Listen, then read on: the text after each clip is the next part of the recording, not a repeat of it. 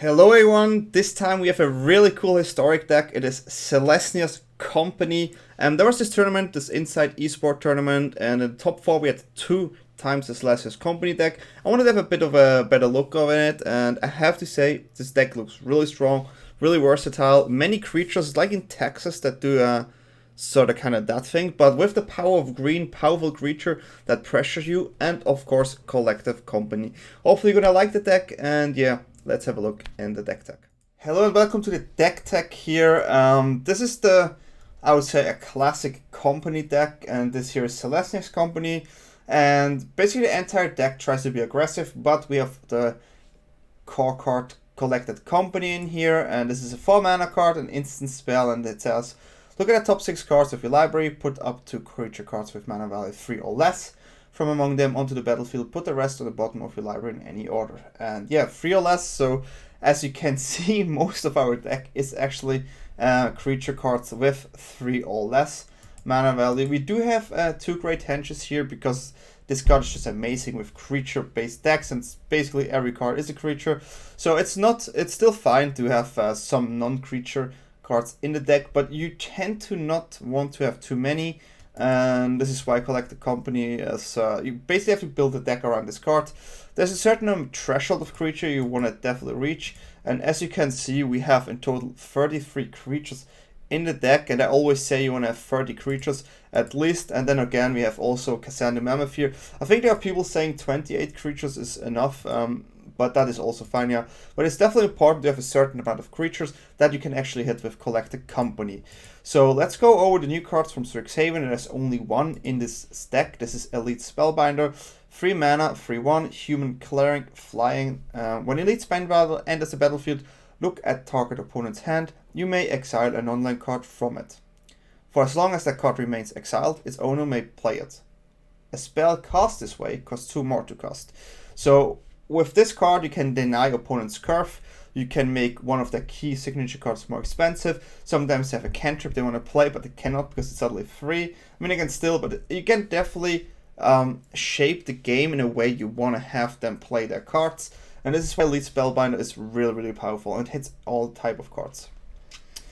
And yeah, the rest are non-new Strixhaven cards, and most of the cards are really, really powerful cards. In white, we have more of the theme that the cards do something when they come into play. They do something really annoying, like Skyclave Apparition, 3 mana 2/2, Core Spirit. When this card enters the battlefield, we exile a card, a permanent, a non-land permanent with 4 CMC or less.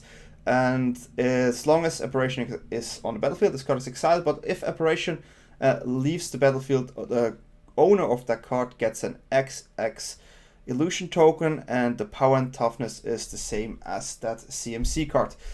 Yeah, so Skyclave Apparition, really versatile, can hit Oven, can hit many signature cards you don't want to see. It also hits the 1/3 Arcanists, creatures.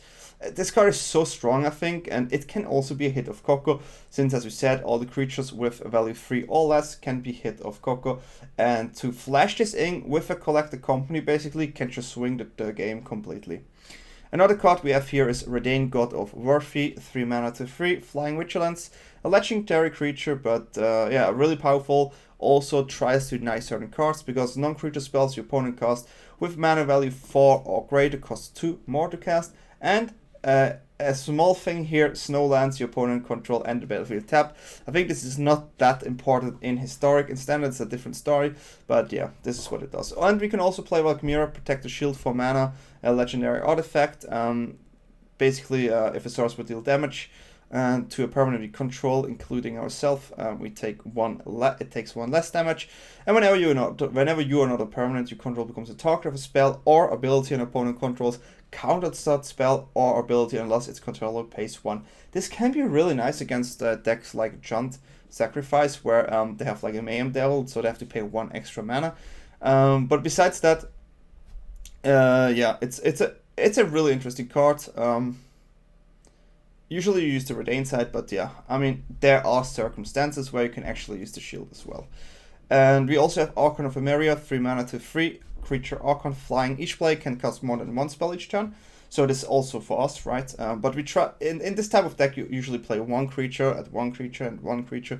It's more like that. You don't double spell that much, and non-basic lands your opponent's control enter the battlefield tapped. And this one is actually huge because in the format right now, you tend to see almost non-basic land as long as the deck has 3 or more colors. Because people try to splash many powerful historic archive cards in certain decks.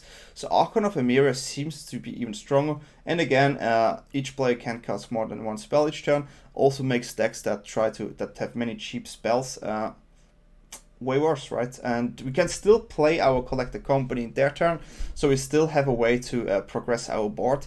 Archon of Emeria, I think, a really good card, and flying is a bit of evasion, huh?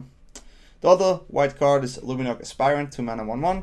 At the beginning of combat on your turn, you put a 1/1 counter on target creature you control, +1/+1, sorry.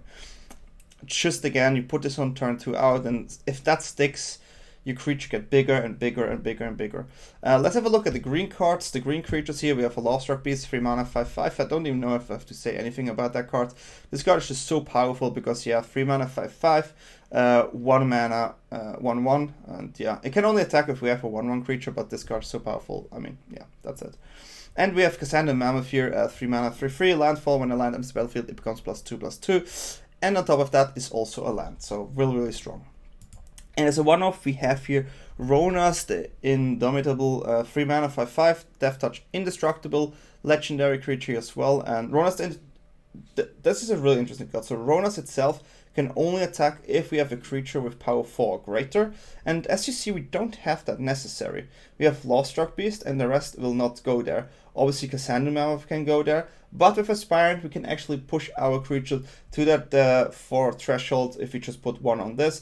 And of course, Rhonas has also an ability with 3 mana, another target creature gets +2/+0 and gains trample until the end of turn. And also, this can be a hit of Collector Company, which makes this great. In the 1 mana slot, we have Llanowar Elves, 1 mana, 1/1, add green. Basically, just ramp into the. So, your most powerful start obviously is Llanowar Elves, and then choose one of the 3 here.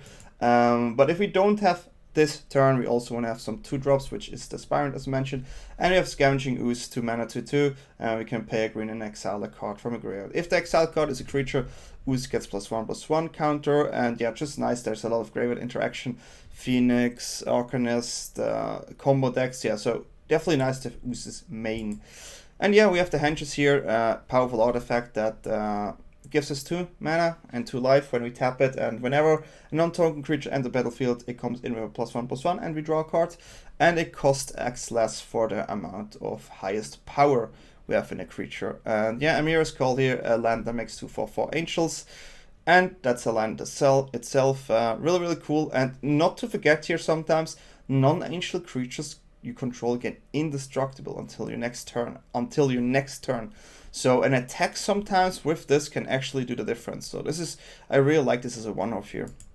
Yeah, this is the main deck. A land I want to point out is Hashep Oasis. We have to pay 1 to get a green, but for 3 we can sacrifice this a desert, and target creature gets +3/+3 until the end of turn, but we can only do this as sorcery. This is just a small reminder here. And in the sideboard, we have Giant Killers here, Declaration in Stone. Giant Killer to deal with big creatures or tap creatures, really nice. Declaration in Stone to exile certain creatures set, I would say, for 2. And they get a clue, but still really, really strong. We have 2 more Reidanes for the matchups we want to have the Reidanes. We have Knight of Autumn, really nice against Henges or against Ovens, because you can choose to destroy an artifact or enchantment. You can also gain 4 life or just make it a 4/3 when it enters the battlefield. Rest in peace, an absolute house against all the graveyard decks, especially against Arcanist. This card is so powerful because they tend to have a bit of a harder time to deal with enchantments. It obviously has Feed the Swarm, but yeah, this is a really, really good card. Here, Talia, Guardian of the Thraben, 2 mana, 2/1, makes our Collector Company more expensive. But the good part about this one is, against the removal type decks, this is really, really nice. Also against decks that want to change spells of the spell, really good, because non-creature spell costs 1 more to cast. So this is really, really nice. And then Shifting Ceratops, 4 mana, 5/4, can't be countered, protection from blue, and for 1 we can give it Reach, Trample, or Haste. This is also really good against control. So this is the deck overall. It's a really cool deck. I really enjoyed it to play it. And yeah, if you like this type of deck and you like my content, definitely feel free to subscribe to my channel, leave a comment down below, or just like it and have a look at my Twitch on twitch.tv/DanyTLaw. And yeah, enjoy the games and see you next time. Okay, we start. Okay, I'm gonna keep this hand. I have to tell you guys, I'm not sure what I should think about this hand. You're gonna see allures here, so it could be an Arcanist, it could be Rogues, it could be Cycling, it could be many things. Aggressive Magecraft decks. Yeah. This is what we do here. Opponent is not sure if he wants to play the game or not. Had a mulling in there. We're just gonna open up with a forest and that's it. We have 2 collected companies. Maybe we can try this hand. Maybe find a turn 2 card. Then we can 3 pass lands. So okay, so it looks like it is this version of the deck.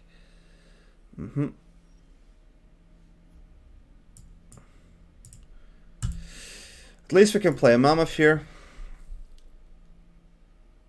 But yeah, our hand is quite slow. Definitely more on the slow side. Arcanist really strong.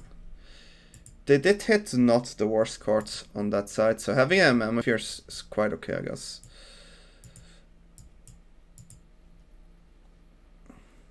We definitely would like to have the cards that deal with the graveyard, but opponent has one of the strongest starts here with an Arcanist.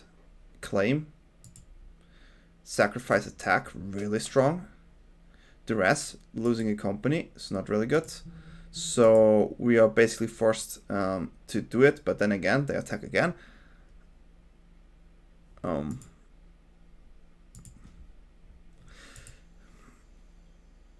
That seems like a good play from our opponent here, right? So we're going to lose another company, which is a bit sad. And they have another claim here. If they can also sacrifice it. Oh wow.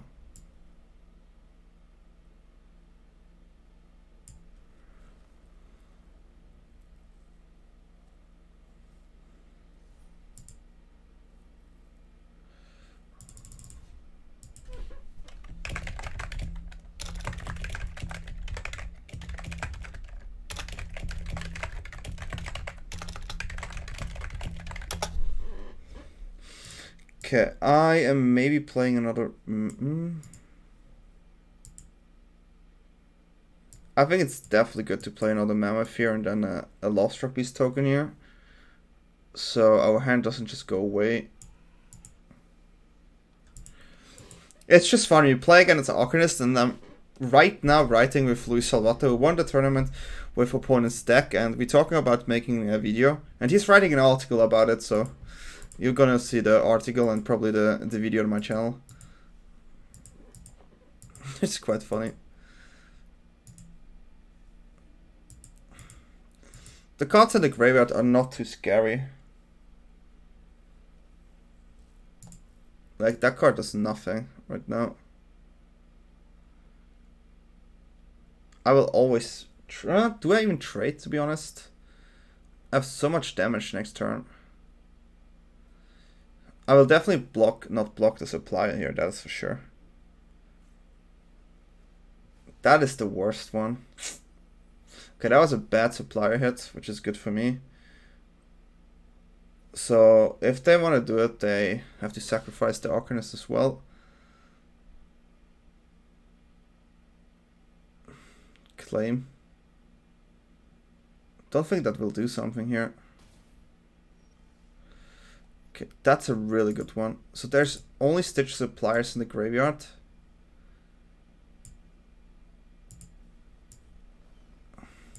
So yeah, Skyclave Apparition on the Arcanist seems like a good play. Putting them on 9.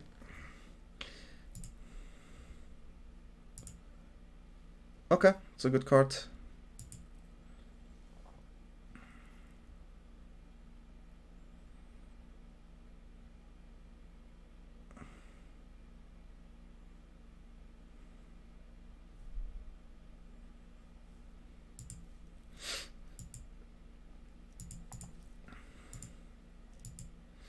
I hope they don't have a removal spell here. Decent.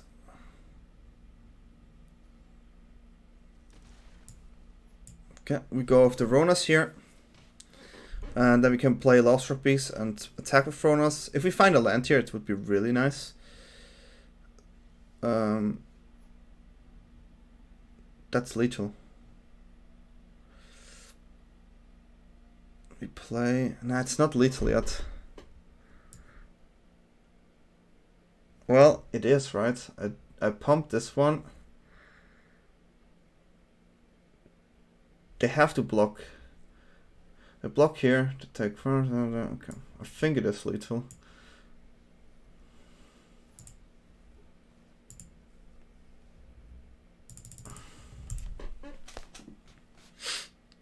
No, they can block the Rhonas. Never mind. They can block the Rhonas, but that's fine. I still think it's definitely on the good side here.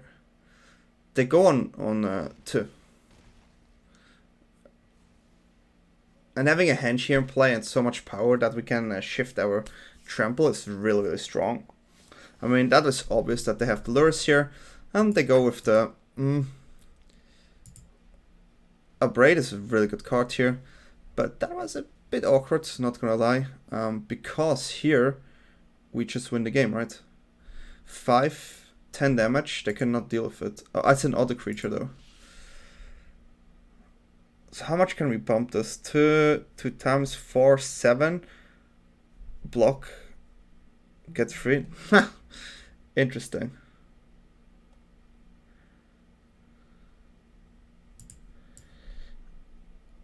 Okay, I'm gonna see if I find something.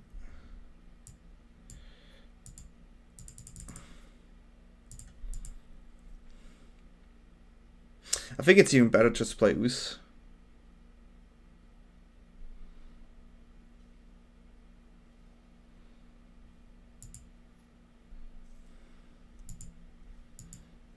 Well, I get rid of both now. It was actually lethal. I cannot even oh, okay, I didn't expect this type of block though.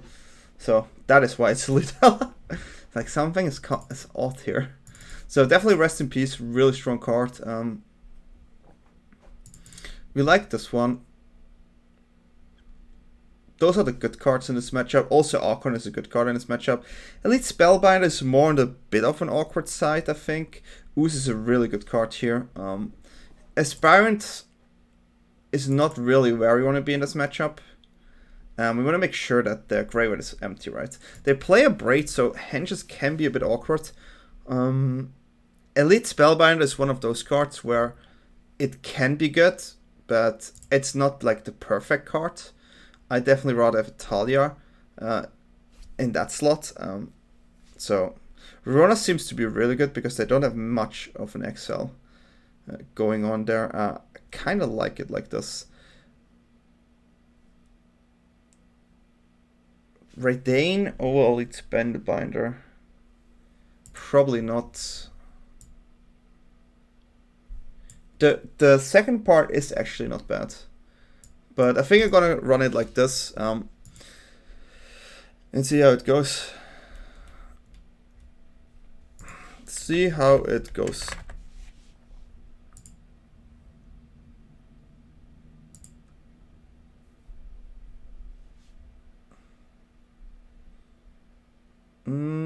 Yeah, easy keep. This rest in peace is really good here.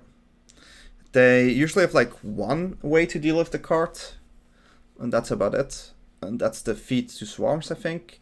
But they need that card first in their hand, so. Double Mulligan is also not really strong. Definitely like to have an Elf here. And we have to play this as fast as we can. They Magma Spray it. Hopefully we keep our hands. So this is clearly where we just play. No, oof. We need to play this one here. Because it's hard for them to deal with the card.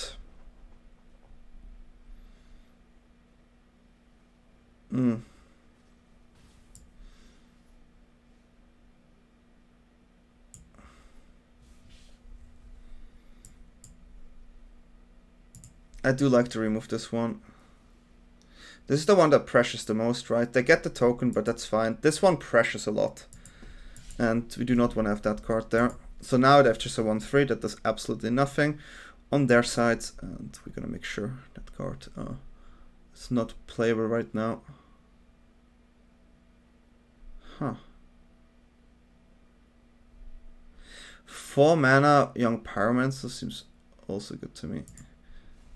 Lures is just, I mean, they can play Lures, but it doesn't do anything. It's just a life gainer. Ooze is a bit awkward now. Yeah, that is definitely the correct card to play. No, 1 damage is fine.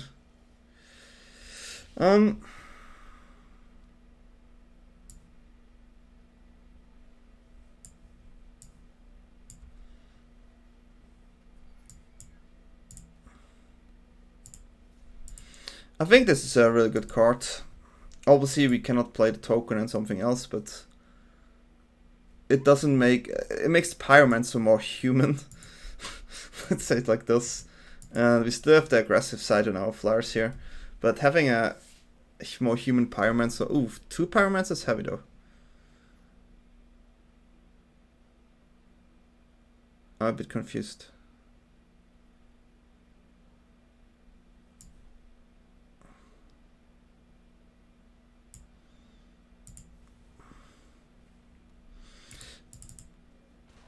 We just try to win the trade here. A 5/5 block is enough. It's all we need right now. We cannot play the 1/1 token here, but the 5/5 blocker seems to be good.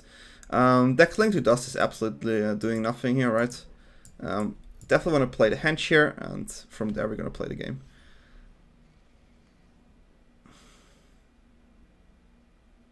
Having a turn 2 Rest in Peace is definitely really strong. Again, we're just going in with the flyers, keeping the Henge there. Cannot play something else, but now we draw some cards, which is also nice. You can also find, we're probably going to play Ooze here. Maybe find the Coco to play in their turn. They can go for removal here, but then... Oh, that's a good one.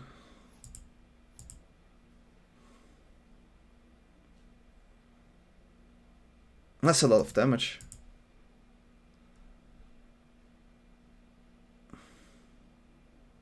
That's a lot of damage. Yeah. That claim was really strong. Okay. Still think we're gonna play this one.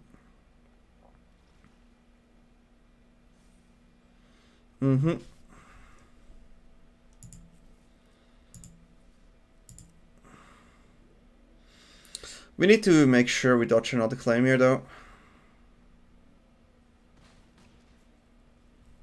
That's kind of important.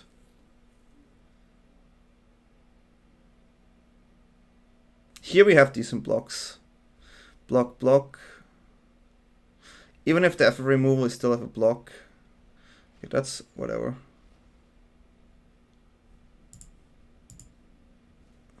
Okay. So that was their spell. They have to attack though, which is good for us.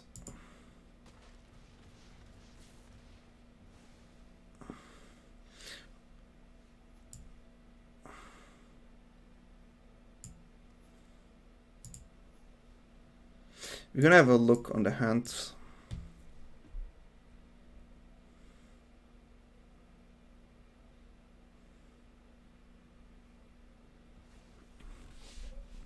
So they get a blocker here.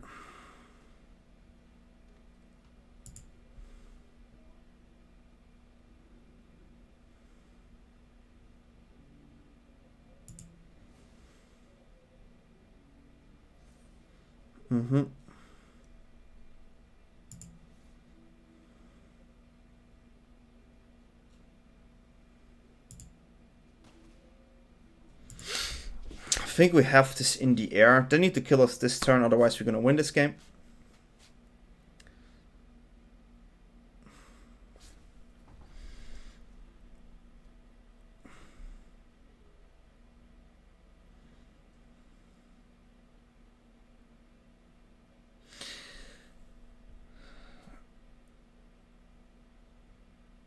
So they attack, we block, we block.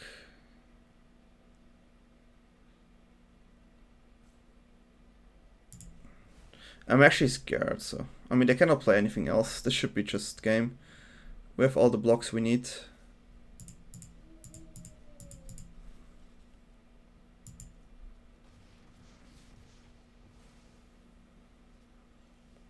And we won the game. Poof. This is first place against second place deck, which is really cool. Hopefully you liked it. And yeah, let's play another one. Pair, bear. Okay. We start. Take it. No Llanowar Elf, but yeah, we can play some stuff. So that's okay. Hello. Green. Llanowar Elf. So they probably play the same as we do with the nice there. Which makes me want to play an Ooze early on, just to pressure. Llanowar Elf clearly the better opening here. I would like to...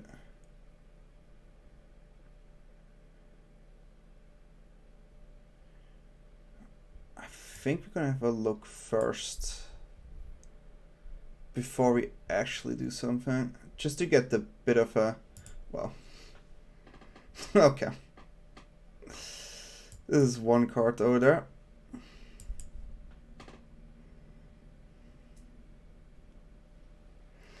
Okay.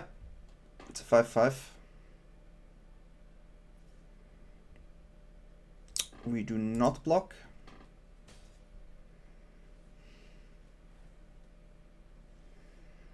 This is a good card as well. The 5/5 is a bit too much for me right now. Clearly the 3/1 is annoying as well. I cannot deal with the 5/5 over there. I just don't know how. So this one is delayed for a while.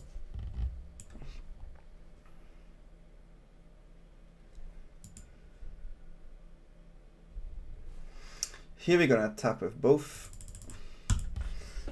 It gives us a bit of a more speed on the beatdown here, especially since we have two creatures and there's only lands. Whatever they play, they usually play it, so Spellbinder is kind of awkward. Reidane is still good though. We're gonna take this. At one point we can actually trade with this. An Ooze, okay.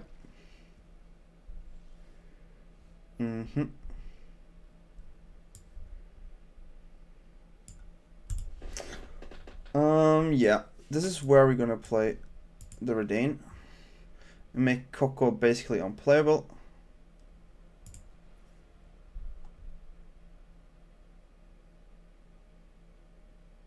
And we're gonna attack for 3 as well. So this makes it 8 mana now. It's definitely going for a while here. I wish I could play the Henge here, but even with the land I cannot do it. So they managed to not draw a single land after flooding, which is definitely impressive. Usually sometimes you draw 1 or more 2 lands there. Having more flyer here help a lot. And I know there cannot be another Coco because of Reidane. Okay. So again, we just attack with the flyers here. We're gonna play Great Henge. And we end the turn. 7 life. 1, 2, 3, 4, 5, 6, 7. So they can still not play the Coco here. I mean, they could play another Coco though. Now with 7. They could have played it before with 6 as well. We're still in a better position here.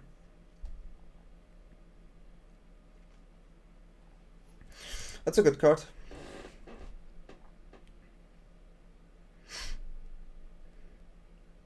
Still no flyer though. Still no flyer on the opponent's side. Which is definitely really helpful here. This is fine for me. This is basically 2 damage.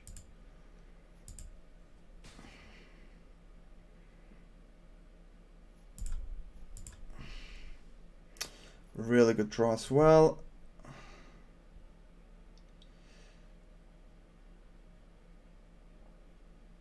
Yep. And then we just fly in. I can just fly in here. I don't know why I didn't. Let me read this again. Procedure free. Okay. Just gives us to a flyer here with the henge here. I don't even know. Okay. There's no reach, right? Yeah.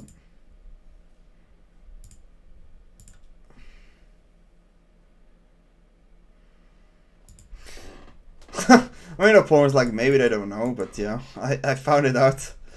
I found it out. So this is a really interesting one here. I think we want to keep Reidane here, for the reason that they have actually those cards. The Jankl is also really awkward. Talia is probably not what we want here, but we definitely want to have Reidane. We definitely want to make sure that we deal with their cards. Also, I like Declaration Stone here. Archon seems like the weakest card because they basically play the same as we do.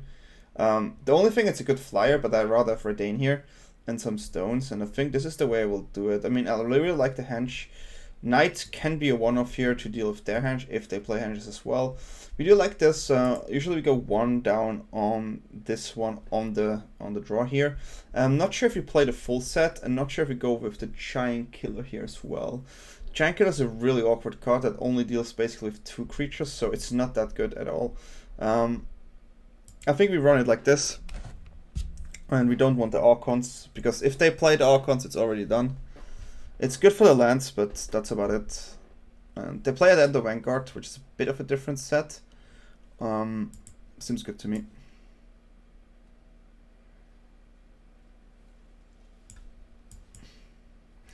This is a good way to deal with Lovestruck Beast. Baffling Ant. Definitely a good card in this position as well. The Aspirant is really nice because it grows my creatures in a certain way that we maybe can block the Lovestruck Beast at one point. Especially if we have 2. If they have Declaration and Stone, it's quite scary though. So this is definitely something we have to consider. At this point, I kind of want to play Reidane here, just to make sure there's definitely no Coco on the spot where we could actually play this next turn. So we're going to take a little bit of a hit here, but we're going to make this a 5-6 next turn.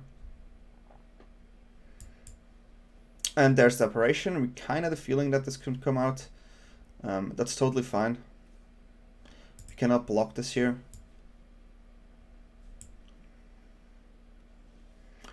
Okay.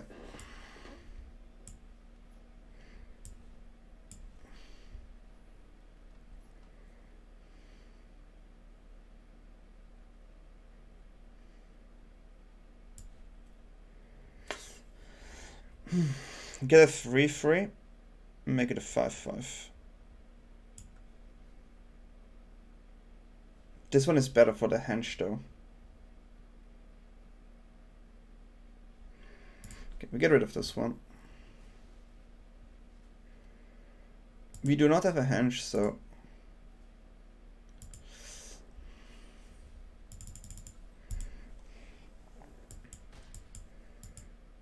this is a really close one. I mean, a 5/5 here would have been nice, but then they could play a henge here. We just need to hope there's no Declaration Stone. Okay. That is fine by me. That was probably the worst Coco I ever saw in my entire life.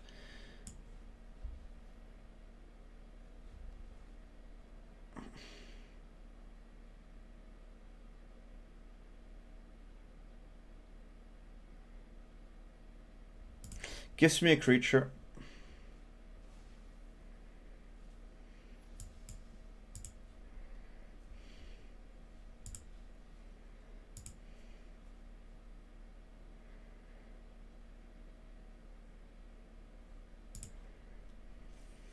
In case they don't hit the land, we can block the Mammoth here without ease, with no problems.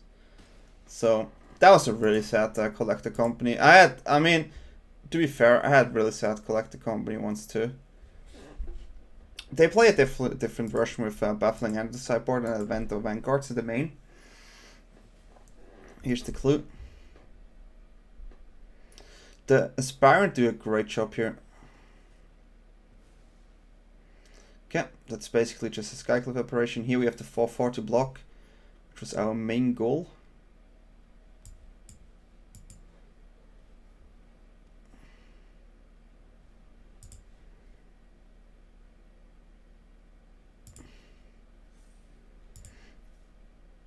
I think we should try to go in as good as we can here. This one can still block, but the Mammoth with a land obviously is 5. But opponent going 11 is still not easy for them, right? Ooze is a really good card at this point, but there's not too many creatures in the graveyard. So from that side, it's definitely nice. Spellbinder. Okay, we play this land.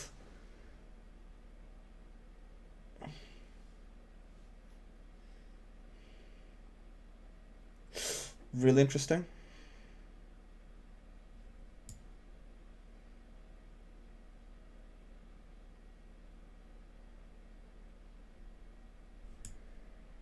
Nine mana, I mean it.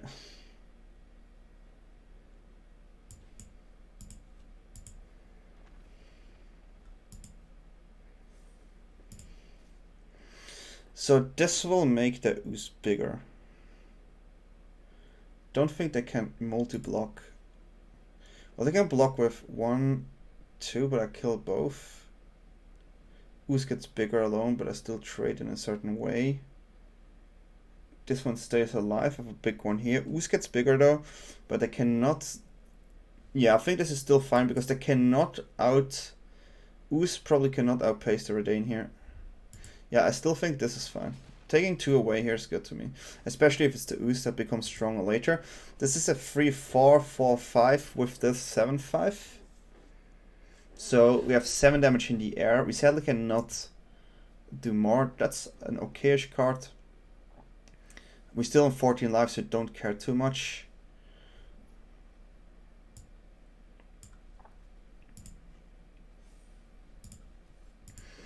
We want to make sure that our Oasis stays on our hand as a surprise, because it's hard to calculate this with you. Company, that was an all-in, huh?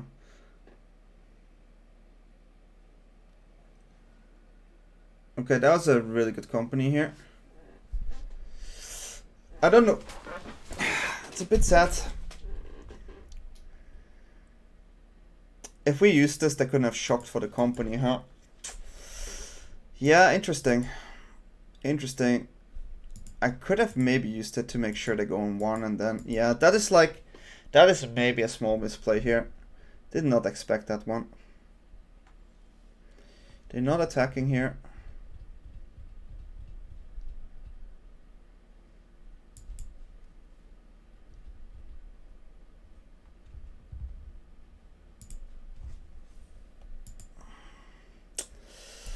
Whew, tricky. Good top deck. I mean, we draw only lands, so we are like on 4 lands with Llanowar Elves together. Maybe we find a collector company ourselves, and then maybe we can get some Skyclave Apparitions as well. They're just, you know, just to get rid of some of their cards.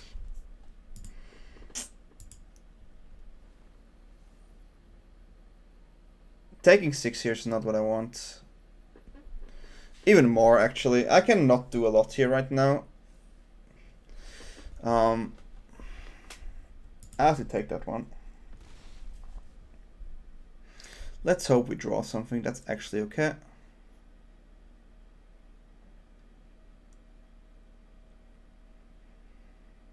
If I had 2 Skyclave Apparition, this actually can win the game, right?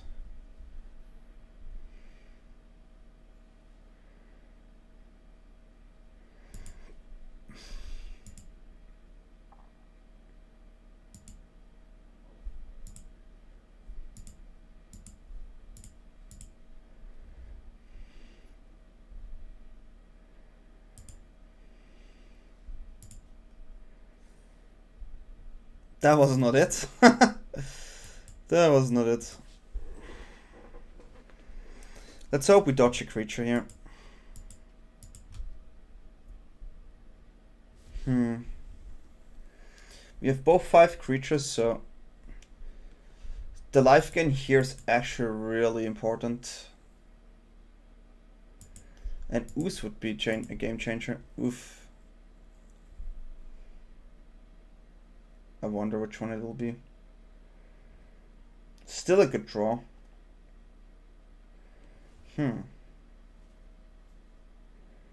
This kind of forces trades now, except if they attack with that one, right? Well, I have to double block that one. Okay, opponent plays a bit too slow, I think.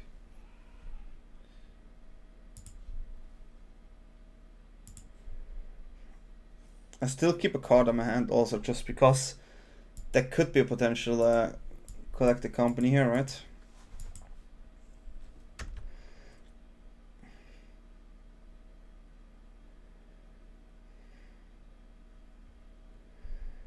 So just keeping a collector company on your hand also helps a lot, just to stall the game, but the Henge is definitely a problem. If I would have played as an attack, they couldn't have played the collector company there, that would have been great. Okay, that's still fine for me.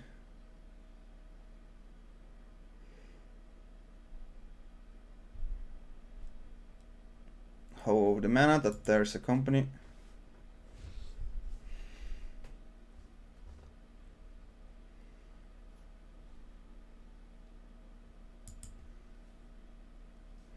There was a stop now, so that's a scary one.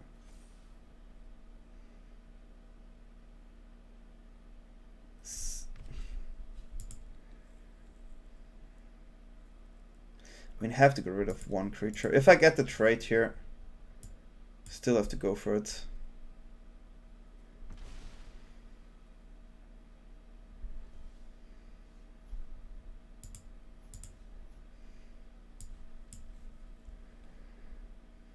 It's a good draw.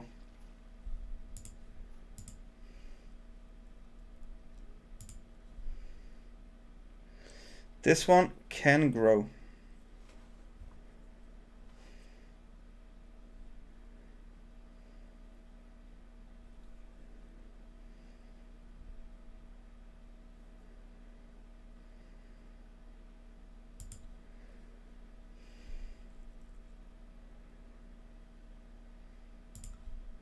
I have to make the Ooze big here and hope they hit another land. Now we have 5 creatures, so still not enough because the life gain of the Henge is huge. We're so lucky that we didn't, yeah. Okay, maybe it starts now. Oh, this is brutal. This is brutal.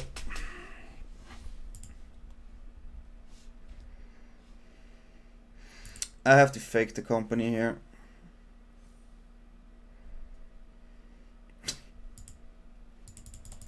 I don't think we're gonna win this.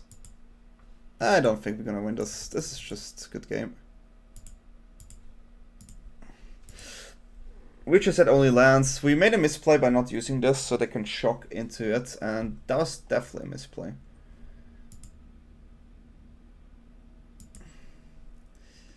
Maybe you want to play a Giant Killer. Nah, I think this is still correct. We just need to draw better. Sorry, we just need to draw better. We had a bit of a 5-turn only land situation with one Llanowar Elf, which was definitely not helping us to develop the board state. Yeah.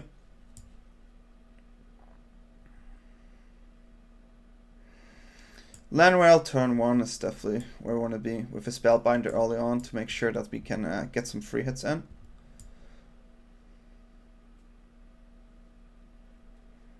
Okay, now we want to make sure that we curve and they don't. That company is really good there. So Baffling Ant comp, wow, okay. Double Baffling Ant is huge.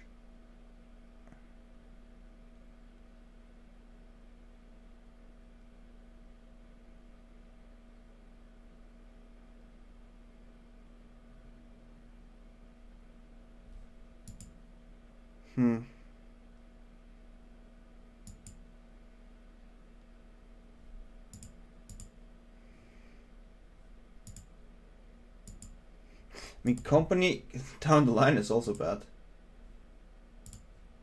This is a really, really strong mirror hand.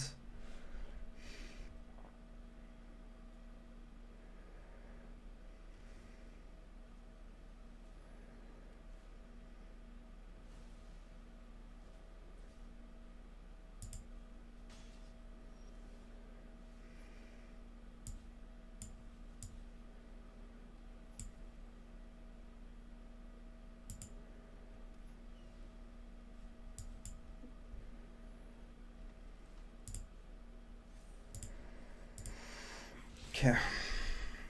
I mean, they still have another baffling ant here, but I think Coco is still the worst thing to do. Aspirant, sure.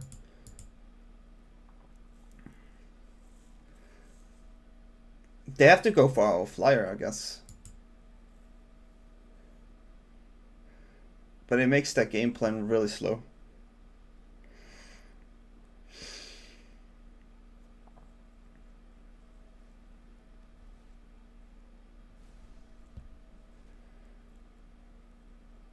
So they did miss on a land here.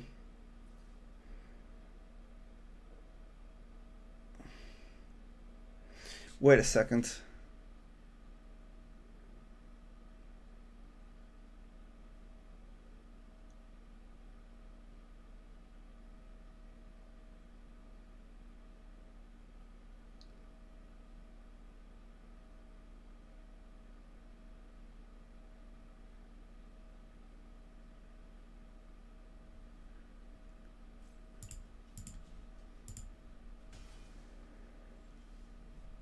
This has to be it, right?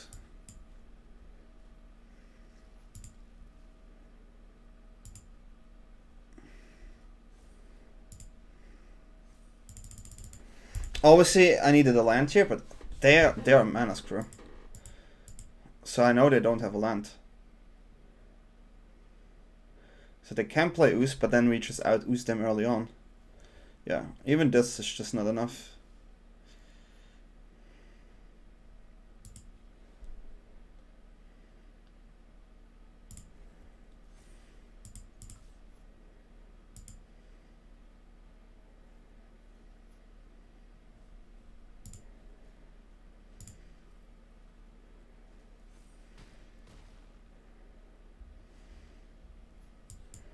Just keep playing the cards here.